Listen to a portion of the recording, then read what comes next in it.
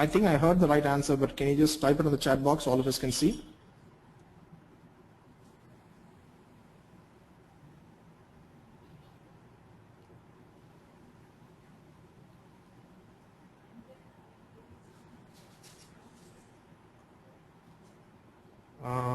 Do you have access to the chat box? Are you able to type there? Yeah, Binny, they all have access to the chat box. I'm not getting any answers. So if I unmute, there is a lot of disturbance. It's all disturbance. Okay, fine. Okay. So I'll keep going then. See, Yeah. So obviously you can see the Google logo in the background. If you if you thought this is the guy who started Google, that's right. This guy's name is Larry Page. He and his co-founder started Google about 14, 15 years back.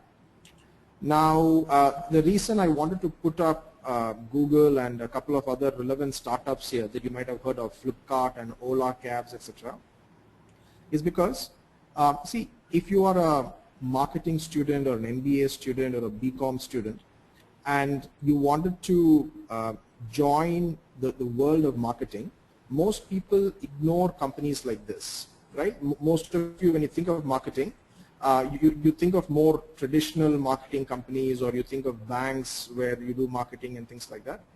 But something you ought to keep in mind is the company Google. Most of us think Google is a search company, but then search is really not their business. Search is a product that they give away for free. They actually make their money on marketing. All of you must know about Google AdWords, where on the right-hand side of any search, there's a Google box and things like that. So that's how Google makes almost $50 billion of revenue by people who click on these ads. Okay. Now, similarly, if you're basically considering a career in marketing. Digital marketing is huge. It's almost a 4,000-5,000 crore industry in India. 50% of that is by Google. And if you're a fresh graduate, companies like Google, Flipkart, Ola, etc., will potentially recruit you to be what are called as account executives. Account executives, where you basically work with Google's clients or handle Flipkart's internal AdWords campaigns or Facebook campaigns or Ola's digital marketing strategy, etc. But if you want these jobs, okay, these are some of the skill sets you ought to know. Okay, you ought to know these terms.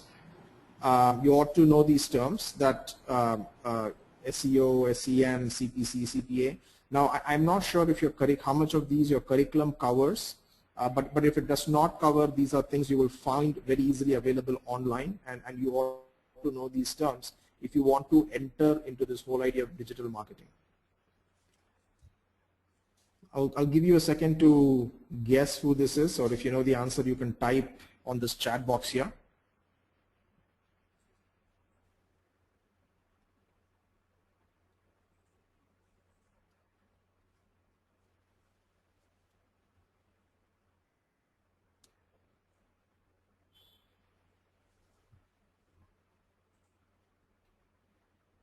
Okay, so if those of you are interested in going into finance or banking, might recognize this person well. This is Chanda Kochar. She is the chairman and CEO of ICICI. Probably the most powerful woman executive in India today. Okay, so now with Chanda Kochar, now the reason I put up her photograph here is, now most of us, when we think of jobs in a bank, we all think about jobs like retail banking. You feel that you mostly have to go work in a retail bank and work in their credit card division or their loans division or their fixed income division, fixed deposit division. But large banks like ICICI, they actually hire fresh engineering students or fresh commerce students or fresh MBA students to go and work in their corporate banking or their banking operations divisions. Okay. Now, even if you're an engineering student, now there are other similar companies. Now, for example, you see two logos here. This company called Indix, this other company called Cubone. Now both these are companies that come under the category of what you call as big data, data analysis, big data, that there are various terms for this industry today.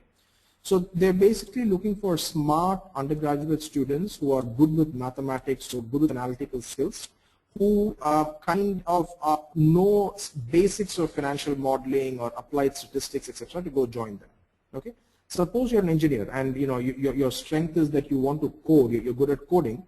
Now obviously you have your traditional large companies like the Microsofts and the Googles you can go work in.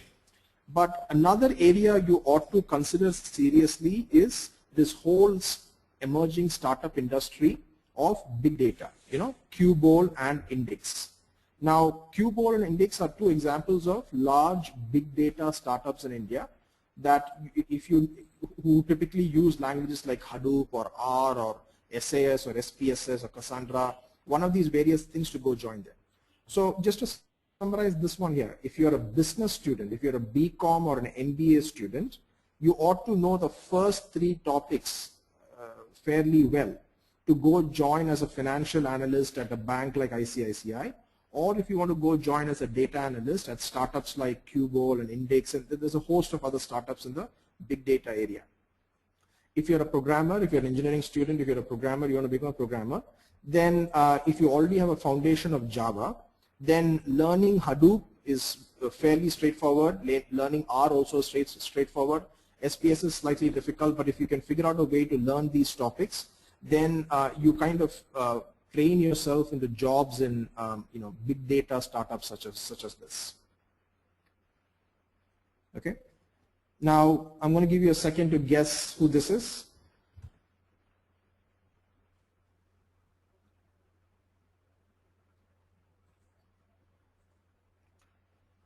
So I'm sure all of you have heard of this company called Hindustan Unilever Limited. Probably the largest FMCG company in India today, and probably even the second largest. Somebody's guessing?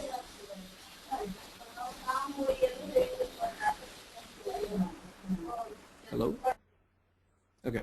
So yeah, so Hindustan Unilever is probably one of the world's largest FMCG companies.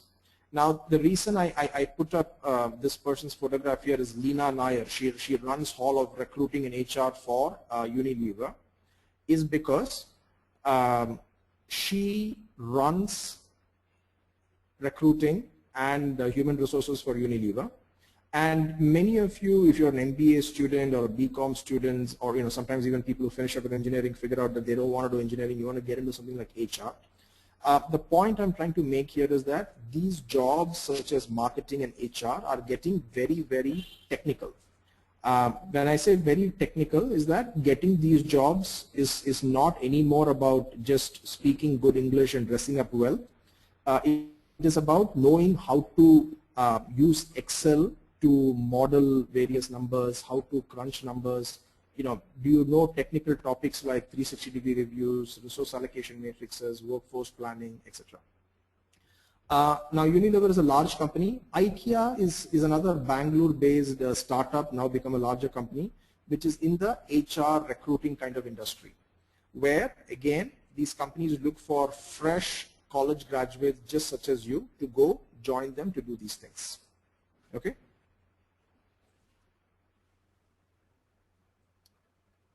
Any questions so far? Okay. So I work for a company called Desire.com. So at Desire, what we do is, so we are basically a panel of industry experts.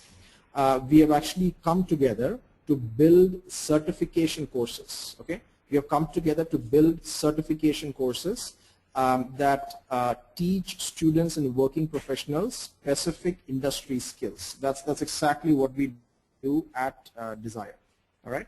So what we have done through our process in the last 2 years is that we have trained tens of thousands of students, and we have noticed that getting these jobs that I just mentioned, I mentioned to you a few jobs. I mentioned to you some jobs in HR. I mentioned to you some jobs in big data and finance, and I mentioned to you a few jobs in marketing.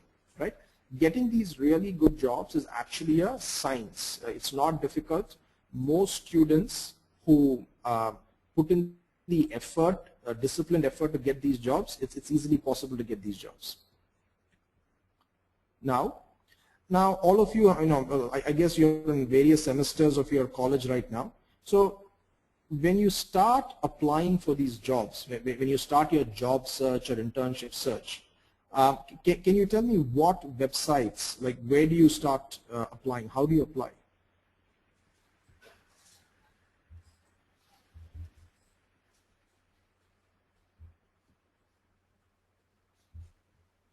You can type your answers in your chat box. So when you're applying for jobs online, what websites do you apply in? Harmeet says he can go to naukri.com or monster.com, campus placement. So these are the different answers. Okay. Good. Okay, great. Yeah. See, that is true. See, now websites like Naukri and Monster and I guess Fresher World, and there is Times Jobs and Shine, and there's a bunch of other websites. Now, I'm going to give you some bad news, right? The bad news is that these are all good. These are all, obviously some of the countries in the world's largest online recruitment portals. But the problem is the really good companies who are looking for the really good jobs rarely will use these portals to recruit, right? That's the bad news. They will almost always use LinkedIn. I'm not sure how many of you have LinkedIn accounts, but if you don't, then this is the first thing you ought to do at the end of this session right now, is that you need to go and get yourself a LinkedIn account. Okay, that's the first thing you need to do. So now, the reason that these really good companies recruit people for really good jobs, the reason they use LinkedIn is why? Can you tell me why is that these companies never, they don't like recruiting on Naukri or Times Jobs, any of these sites? Why is it they trust LinkedIn more than they trust Naukri?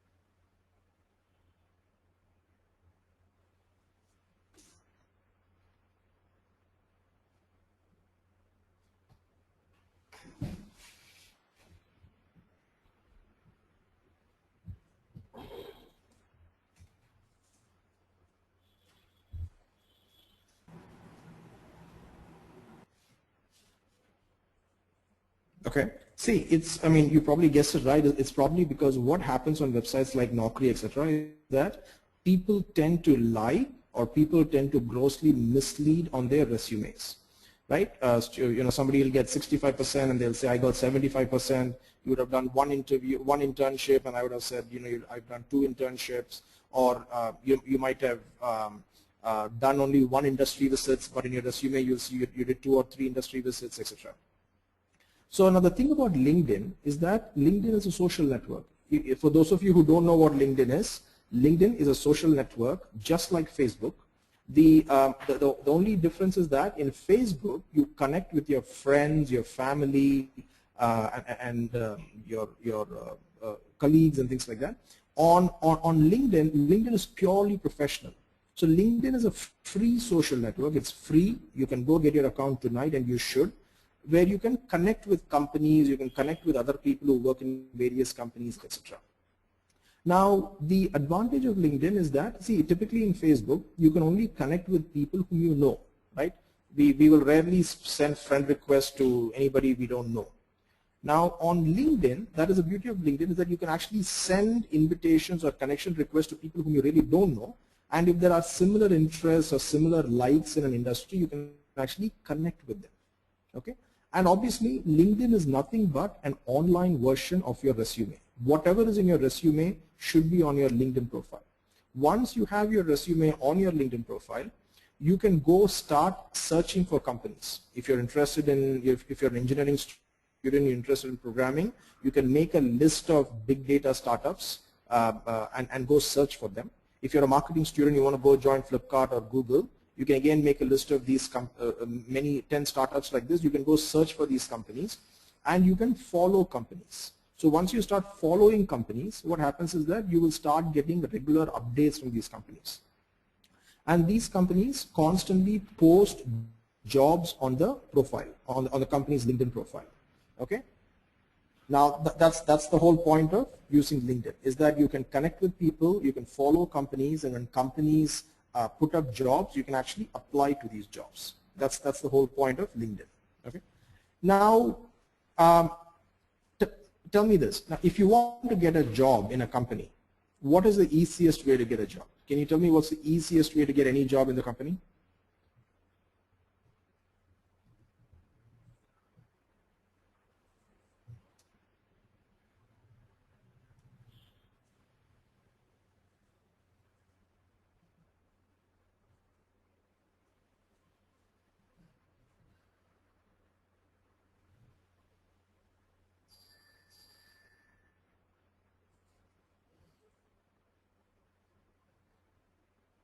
What's the easiest way to get a job in a company? Any company, Google or Flipkart or any company, if you want a job there, what's the easiest way to get a job? Harmeet Singh says some source. Sashank says campus placement. Raj says reference and smartness. Smija says references. Right. So these are the common answers, Binny. References. Okay, perfect. So I think most of you are right. References, right? We should agree on that.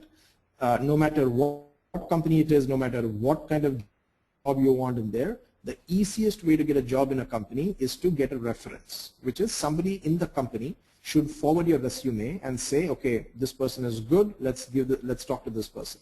That's the easiest way to get a job.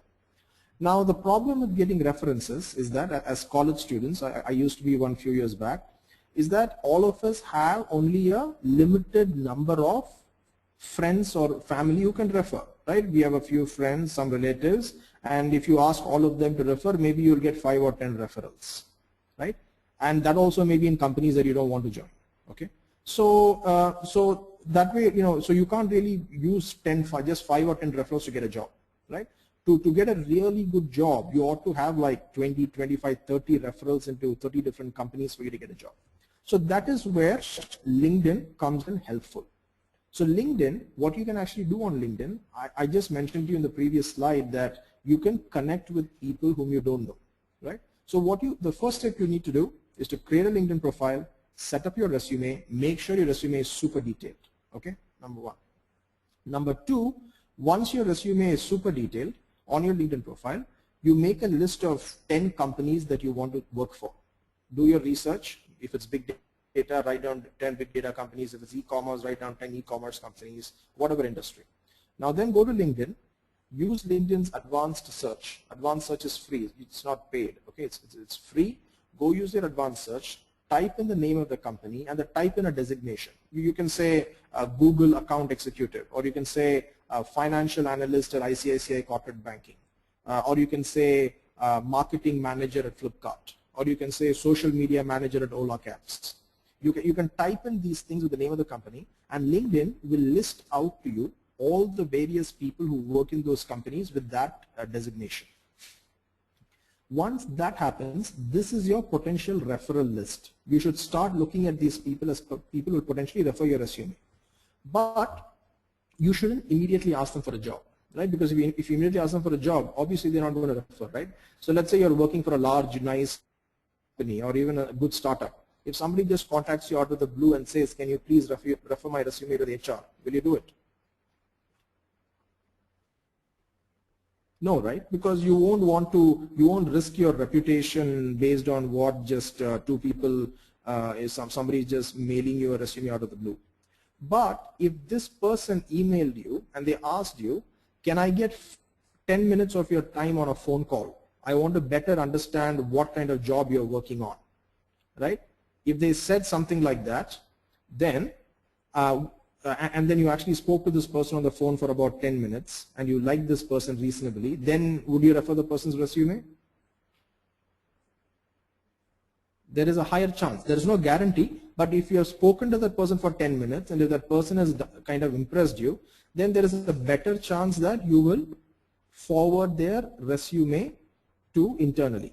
Now that phone call is what is popularly called as a informational interview. Okay, so make a list of companies, search people who work there on LinkedIn, Once you find them, start sending them connections requests, and in that invitation message, you basically ask them for a 10-minute phone call. Don't ask them for a job, don't ask them for an interview, nothing. You basically ask them for a 10-minute phone call so that you can better understand what work they are doing. That's the whole point of an informational interview. Okay. Now, once you get on this interview, make sure you're well prepared. Make sure you have some very smart questions to ask this person about their job. If they're an online marketing manager, you might want to ask them how they allocate their budgets between Facebook and Google. If they are in a big data programmer, you might want to ask them, why is R better than SAS or SAS better than SPSS? If they are a financial analyst working for a bank, you might want to ask them, why did Facebook pay $19 billion for WhatsApp? So you should come up with smart questions to ask them so they're impressed by you. So after you finish that call, you should basically send them an email, basically saying thank you for your time, etc. Now, and you basically tell them, hey, your job profile sounds very interesting. I think I'm quite interested to do something like what you're doing. And is there somebody in your company who can forward, whom I can talk to for job openings? You do that after the phone call, after you've made an impression on them, not before the phone call. Okay.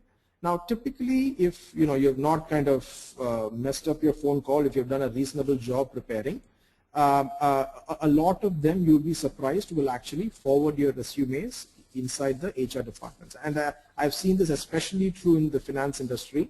This whole concept of an informational interview is so popular. It is almost an alternative channel of recruiting in many financial companies. Okay. Any questions so far? I mean, feel free to ask me any questions as we go along, so I can answer as we go. Yes, Binny, there is Raja Chakravarti. Yeah. He wants to know, he is a B Pharma student. What kind of jobs will he get? Okay. See, you are a B Pharm student. I think there is about 2-3 options there. The first option is obviously as a B Pharm student, there are the large insurance companies which actually hire pharmaceutical students as part of their insurance teams. This is actually not well known, but many pharmaceutical students actually join insurance companies as part of their the medical insurance kind of teams to assess claims, to set up insurance policy for health insurance, to coordinate with pharmacies, to coordinate with hospitals, things like that. So that is one career path.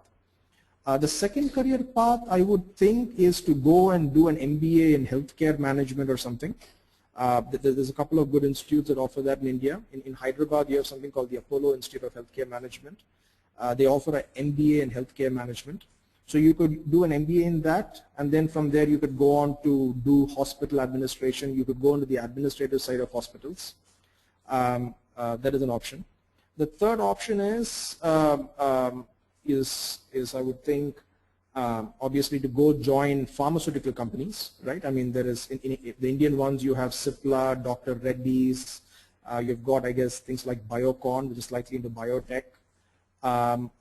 So with a B Pharm, I would think you could either go join their business teams into business development or sales or marketing, or you could go join their drug research teams. One of these is possible. So I think those are some of the opportunities you have.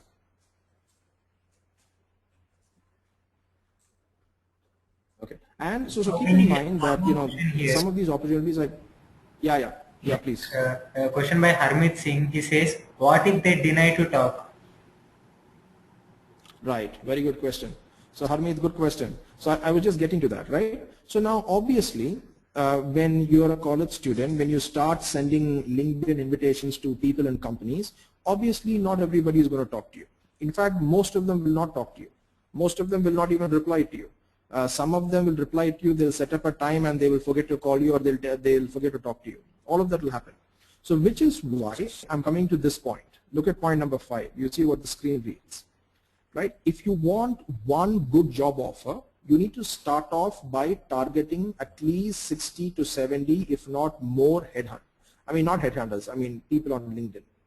Only if you send messages to 60 to 70 people, will you probably get about 15 or 20 phone calls. Okay, the hit rate is about 1 in 6 or 1 in 7. Now only if you get about 15 phone calls will maybe about 6 or 7 people will agree to forward your resume internally. If 6 or 7 people forward your resume, you might get 3 or 4 interviews and finally 1 or 2 offers. And this is kind of where most students kind of give up, and this is where most of your processes will fail, is that most students will stop at 20, they'll stop at 25, or they'll stop at 30, and you won't get a job offer, and then students will be like, economic recession, everybody's firing, nobody's hiring, things like that. Right? So this is something to keep in mind. This is a product. We have seen some of our successful students who use this process and get these really difficult jobs to get. But the key is this. The key is that you need to hit at least 60 to 70 people. Right? Now, and the reason you have to do that is, see, think about it. Getting a job is like a sales process. Right? Getting a job, you're basically selling your skills. That's exactly what you're doing. So when you're trying to sell something, if the first few people say no, you're not going to stop there. Right? You will keep selling. You'll keep selling until you find that person who will buy your stuff. Right? And in the process, you will take feedback and change yourself, change your product, you'll change yourself, but you'll keep selling. And getting a job is the same thing. You just have to keep pinging people on LinkedIn and other sources to talk to them. So Harmeet, hopefully that answers your question. Okay. Now, how many of you have done any kind of internships? Yeah, we have one more question here from Smija. Yeah, please tell me, yeah. I'm interested in joining a startup. Sure. How do I identify the most suitable one, and how accessible is LinkedIn with startups? LinkedIn is quite accessible with startups. Many, in fact, I will say many, like example, I work for a startup called Desire.com. We do all our hiring only on LinkedIn. We don't use any other website, only LinkedIn we use. And I know other friends who run other successful startups, and all of them swear by LinkedIn to hire the best people. Very few actually use any other sources. So startups are very accessible on LinkedIn. In fact, I would say they are much more accessible on LinkedIn than the large companies. The large companies have lots of other sources, but startups mostly use LinkedIn. They are very interested. So to answer your first question, how do you go about getting a job in a startup? I think first you have to narrow that down a little. Rather than broadly say, how can I get a job in a startup? I think it will help if you narrow it down and say, how can I get a marketing job in an online education startup? Or how can I get an operations job in an e-commerce startup? I think you have to narrow it down a little. So then that way you can shortlist a list of companies. It will help your preparation as well. You can prepare to that narrow target, and you can go after that segment. But one thing you should definitely know that is that if you're going to work in a startup straight out of your college, you definitely have to know stuff that is not taught in your college curriculum, almost always. If you come from a finance or a business background, you want to go work in a startup, you need to know financial modeling, you need to know valuation, and that's rarely taught in the college. If you come from a marketing background, you want to go work in a marketing startup, you ought to know about Google AdWords, SEO, SCM, CPC, CPA, and that's rarely taught in the university. If you want to go work for an HR startup, you need to know about resource allocation matrices, 360-degree reviews, and that is not taught in the university. So that is something to keep in mind. If you want to go join a startup, there will be topics that you'll have to put extra effort to study. Now, can you tell me this? How many college students are graduating in India this year? I think there's something about 150, 200 of you on this webinar today. But just like you, how many undergraduate and postgraduate students are graduating this year across India?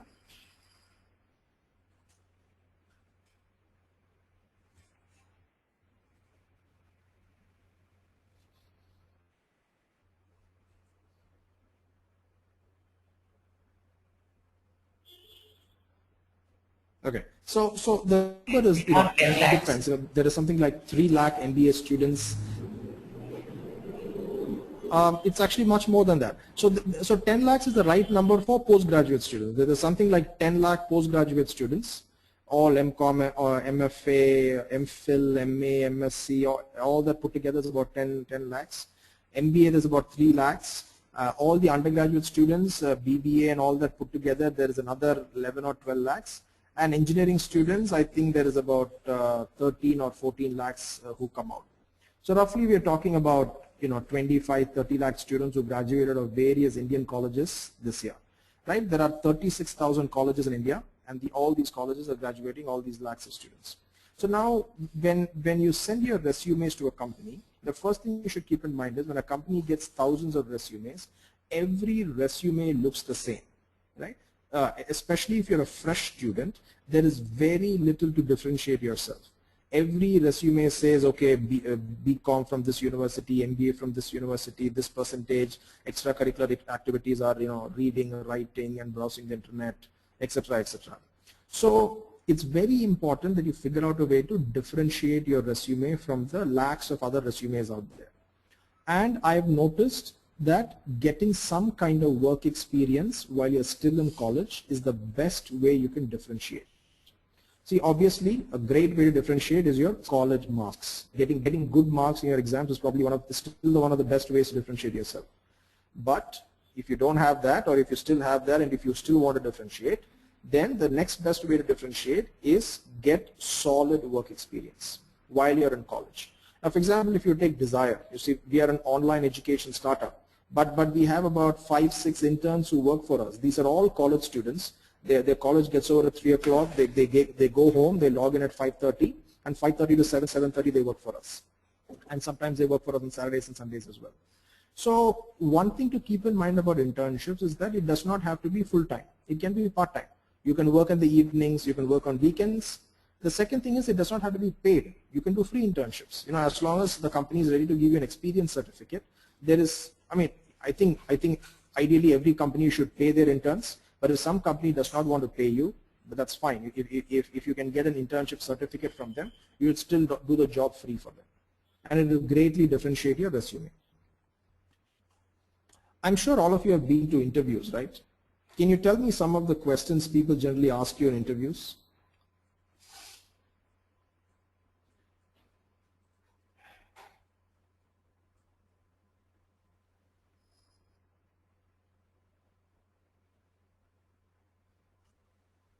What are some of the questions they'll ask you in interviews when you go to?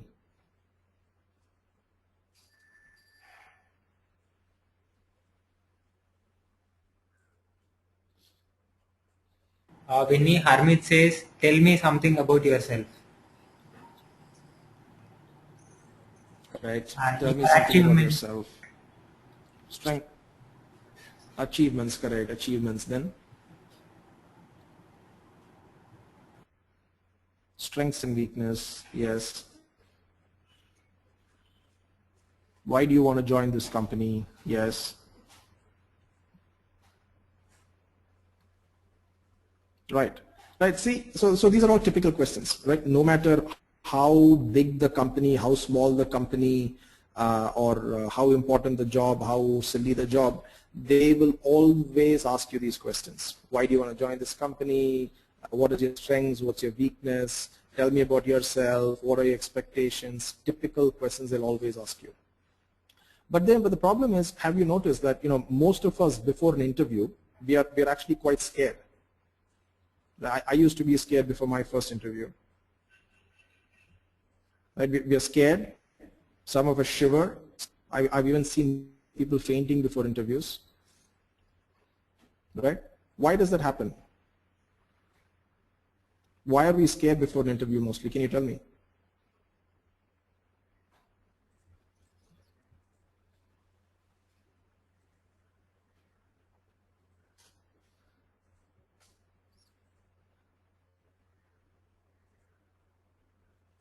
Is fear of rejection.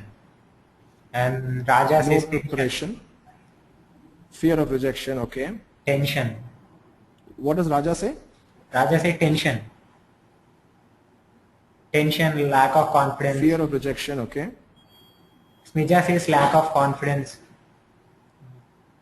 Tension, yeah, good point, yeah, tension. Okay, right. So, yeah, lack of confidence, yeah.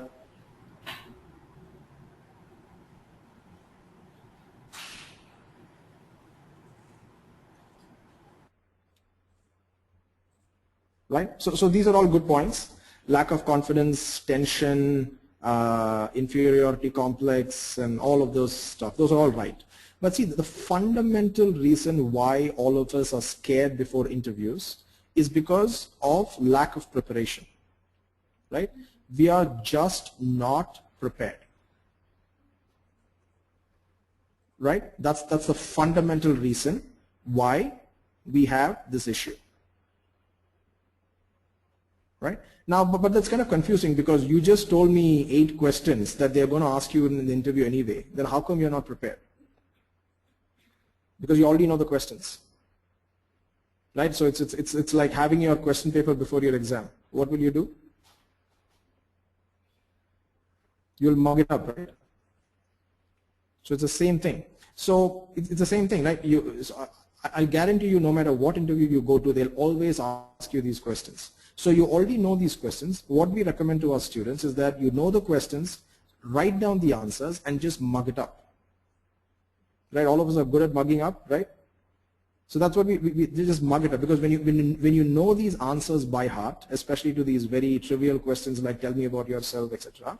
When you walk into the interview, you will sound more confident, you will feel more confident, and you can save all your shivering and fainting and getting scared for all the tough questions. Now there will be the tough questions, there will be the puzzles, there will be the industry insights, there will be the unplanned questions they'll always ask you, right? And you can save all your other stuff for that, and all these silly, simple questions, we recommend that you write it down, write down the answers, and just memorize them so that you just go there, you don't have to think on your feet for that.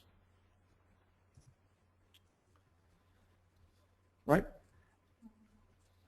Now, the next thing is, we just found out that there is about 30 lakh other students just like you are graduating from various colleges across the country.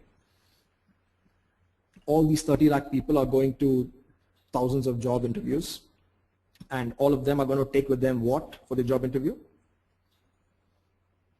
They're going to take a resume with them, right? Right. Now, what will you take with you for your job interview? You will also take a resume with you, right? But then how are you different? You're not very different, right? So like I said from the beginning, right? The whole point of this presentation is how do you get the really good jobs.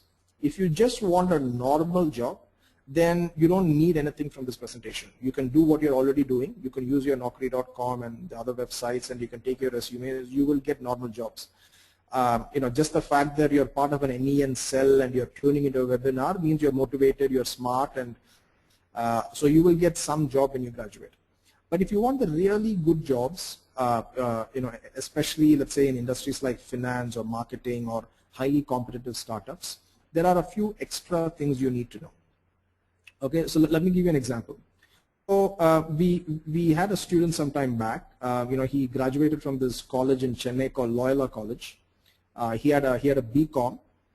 So after he finished his BCom at Loyola, he actually went to work for this airline called British Airways in Bangalore. So he was doing some very basic administrative kind of job at British Airways. And after that, he somehow found out that Yahoo is hiring what is called a product executive, right? So obviously this person, he had no background in Yahoo or software or product or anything because he was from a commerce background.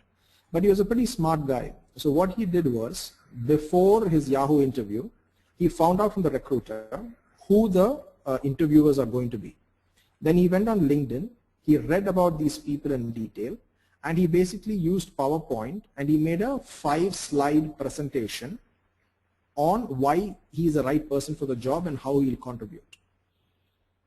Apart from his resume, he took with him a 5-slide presentation to the interview, right? So obviously he got the job, and he's actually one of Yahoo's youngest product managers in India today. So I'm not suggesting that all of you now start making presentations and take with you for your interviews. What I'm actually saying is that these difficult jobs are difficult to get for a reason, is that you need to do things differently, you need to think out of the box. Making a presentation is one way to think out of the box. There are many other ways to do it.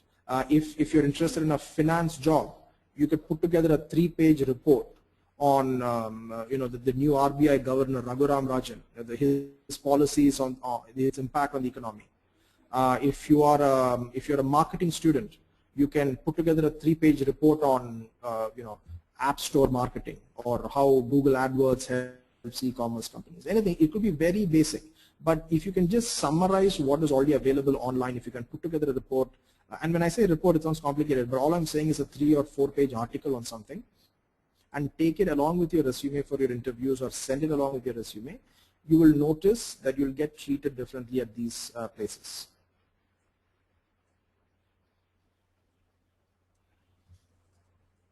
Any questions so far?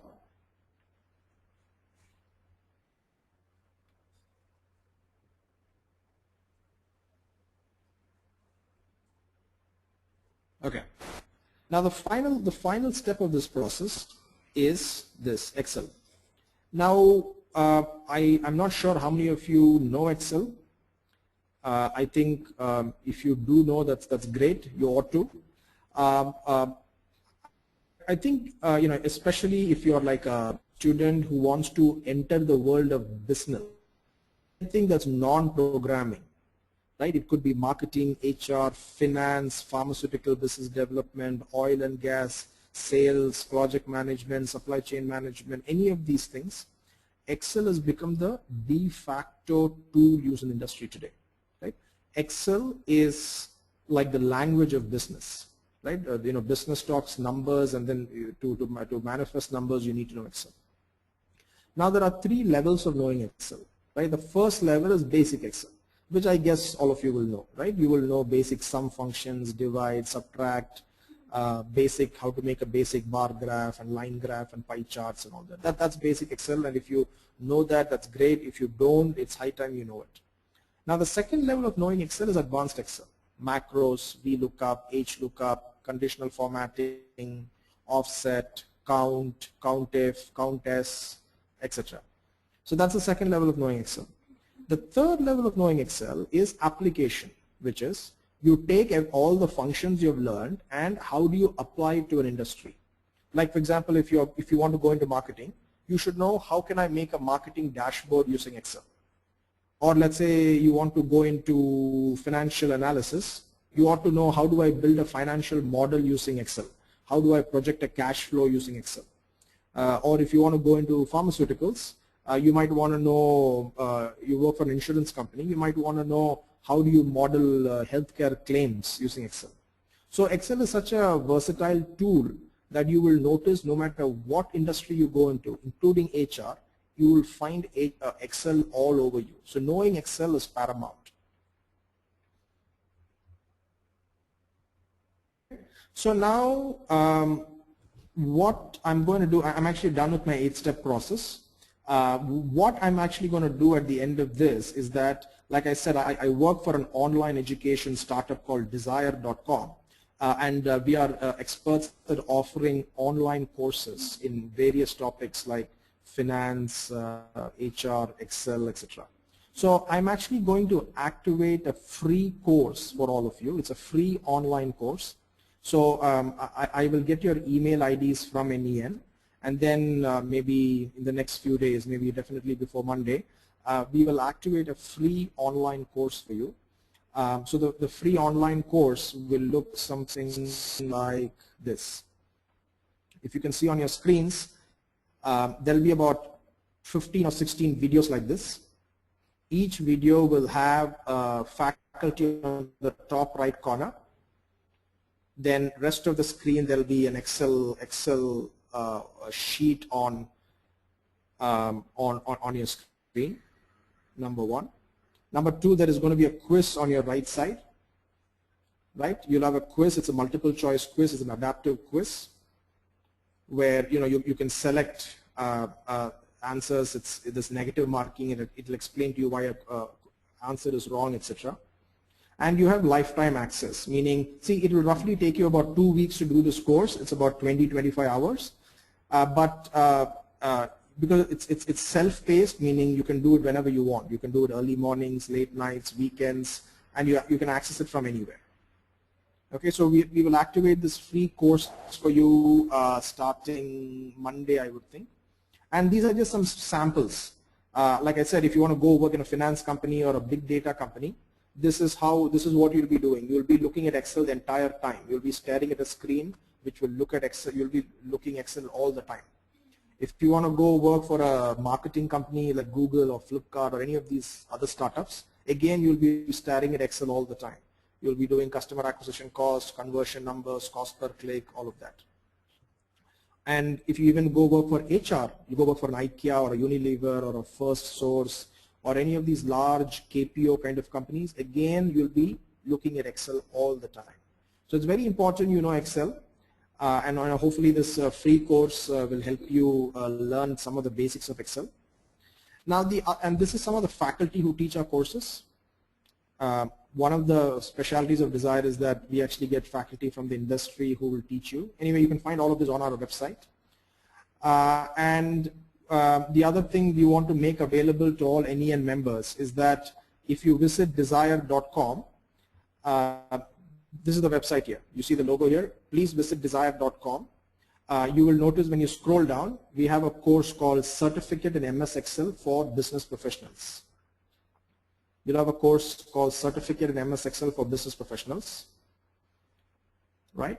So now in that course, the course fee is normally $1,500. But if you use this promo code, you see the promo code there, it's Desire NEN Excel. You'll actually enroll for the course. You can get the course for 1,000 rupees. That code is going to be valid till tomorrow midnight, which is midnight of 28th, tomorrow night. If you're interested, you can enroll.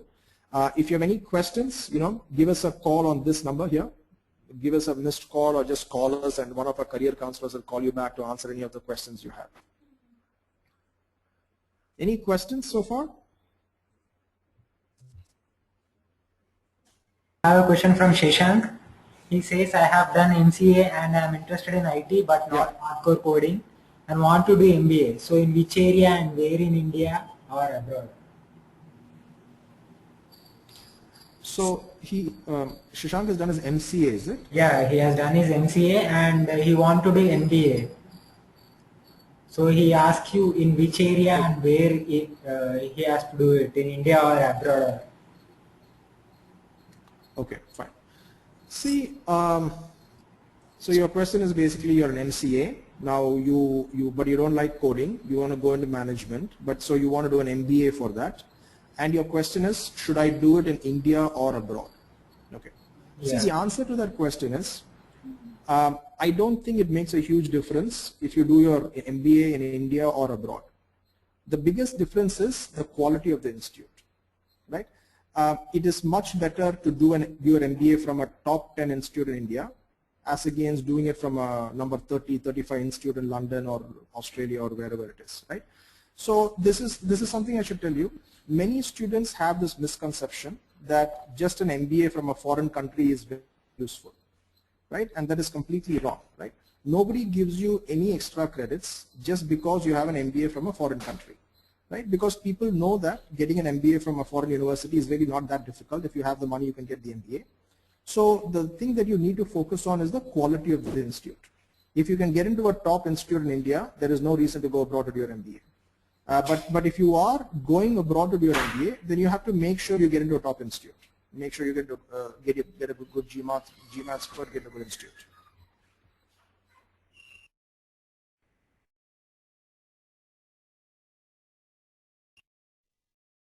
I hope that answers.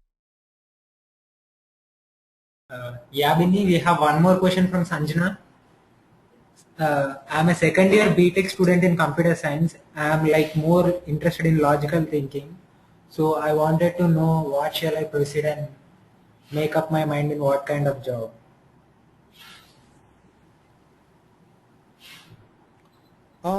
See, if you're a BTech in computer science and if you're good at logical thinking, then obviously computer programming is the most suitable career option for you, right? Because BTech in computer science is teaching you programming, and logical thinking is extremely helpful for you to be a programmer. And it's an amazing time to be a programmer today, especially if you're focusing on things like mobile data or Hadoop or things. There are lots of good jobs in programming that you can get if you're interested in logical thinking and you're good at programming. But if you feel you don't want to go into programming, and I know many engineering students, they go through engineering and they feel that I don't want to be a programmer. If you feel you don't want to do that, then the good thing is you've done engineering degree, so which means it gives you a very broad platform. You can go into finance. Many investment banks will hire engineers for their operations divisions to do financial analysis, and if you're an engineering student, they actually like it because they feel you'll be good at numbers. You could go into marketing, especially companies like Google and places like that will like hiring engineers to be marketing executives, account managers. So yeah, Binny, we have one more question from Smija. So those are your options. Yeah. What are the details about the duration of Excel course? Okay. So the Excel course, the duration is, let me see if I can quickly show you a demo. Let me see, the duration is about 27 hours, okay? It will roughly take you about 2 weeks to complete. I know you're busy with your exams or projects and all that right now, but that doesn't matter because it's an online course. You can start the course whenever you want. See, this is the course right here. It says Certificate in Microsoft Excel for Business Professionals. You can watch a sample video here before you join the course. It will take you about 2.5 weeks to finish. If you spend 1 hour a day, it will take you 2.5 weeks. But there is no restriction. You can take 2.5 months, 1 year. It's completely up to you. If you have any doubts, you come to the website. There's something called Discussion Forum. You click on Discussion Forum. If you have any doubts on the courses, look at this. People put up their doubts, and we answer your doubts. You can also talk to the faculty on the phone for this course.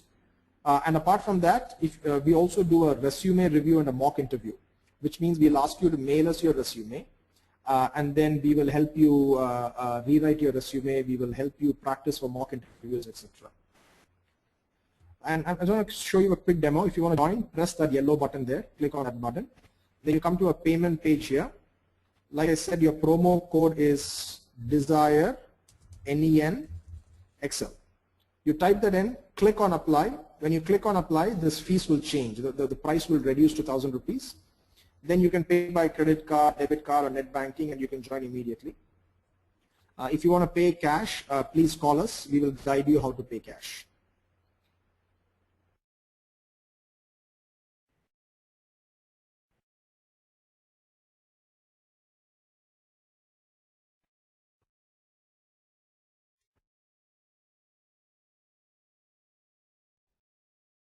One more question, what is the certification process?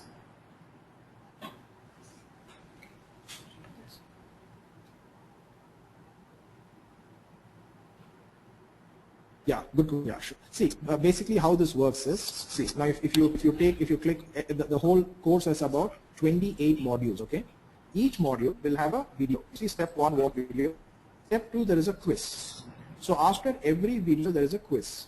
If you click on the quiz, it's a multiple choice. There will be 5 questions like this after every video, okay? So that means there will be about 28 quizzes that you'll do like this. Then there is a final exam, which is also online, okay?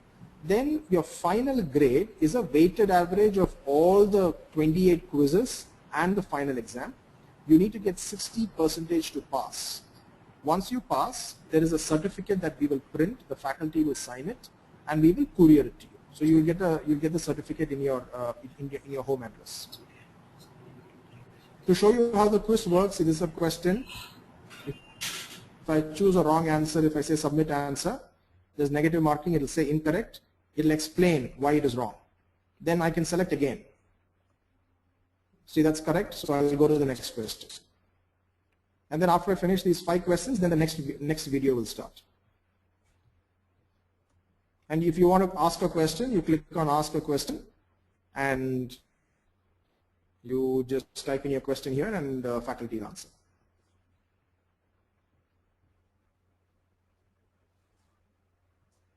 I have one more question from Harmeet Singh. He says, I am a BTech student, but I want to do marketing for any startup. Is it possible for me to do after doing BTech, or I have to do MBA? Okay. So you're a BTech student, you want to do marketing for a startup, do you need to do an MBA? No, you don't have to.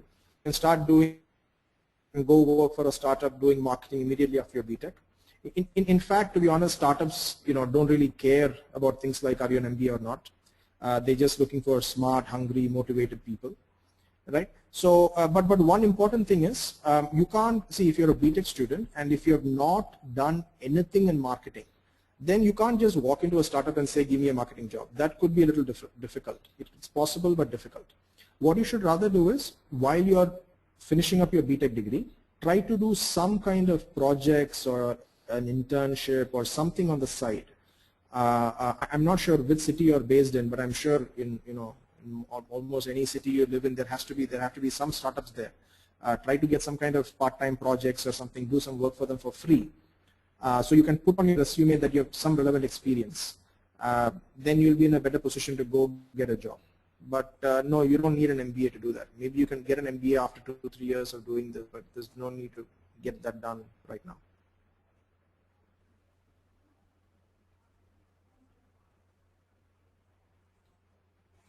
Binny, we have one more question from Julian Gnanadas. How to do SWOT analysis for oneself? Any reliable online website will help us. Okay, so how do I do SWOT analysis, which is strengths, weaknesses, opportunities, and threats? I don't know of any online websites. Maybe there are, but I don't know. But I think it should be pretty straightforward. I mean, I think you should be able to just, take a piece of paper and put up a quadrant and write down stuff for yourself. But doing a SWOT analysis is actually one of the things Desire we offer all students as part of our courses. So obviously, in case you do enroll for any of these courses, one of our career counselors will walk you through a detailed SWOT analysis of yourself. But if you want to do it by yourself, I don't think it's that complicated. The only thing to keep in mind is if you list down any weakness, you just have to make sure that you have a solution on how you're tackling those weaknesses. That's the one thing to keep in mind. Yeah, Binny, I hope all the questions are answered. Thank you very much, Binny, for the wonderful session. I thank you to all our attendees for participating in the webinar.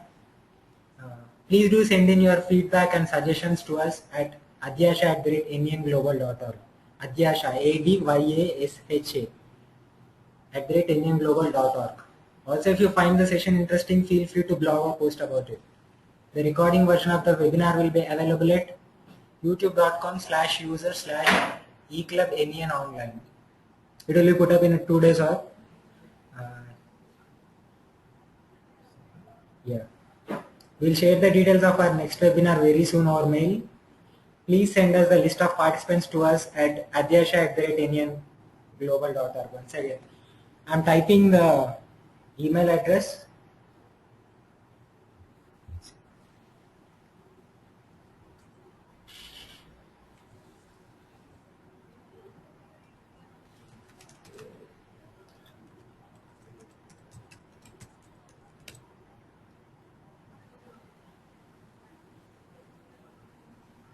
Yeah.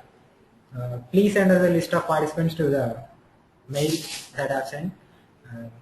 Thank you once again and have a nice evening. Thank you.